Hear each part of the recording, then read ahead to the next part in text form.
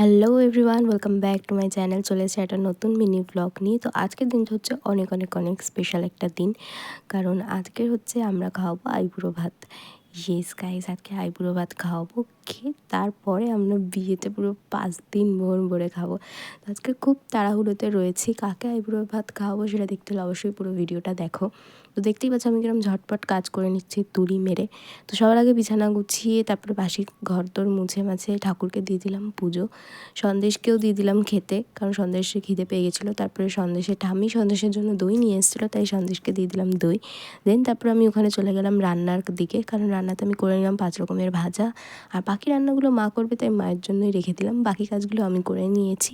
তো মা এখানে অনেক রকম আইটেম করেছে, তো তোমরা দেখতেই পাচ্ছ। তো কী কী আইটেম করেছে চলো তোমাদের বলে দিই। এখানে করা হয়েছে সাদা ভাত, 5 রকমের ভাজা, মাছের মাথা দিয়ে ডাল, বাঁধাকপি, 2 রকমের মাছ, চাটনি, দই, মিষ্টি। আর মাংস করা হয়নি, কারণ তানিয়াদি মাংস খায় না। আর ইনি হচ্ছেন আমার বড় ননদ, আমার বড় মাসি শাশুড়ির মেয়ে।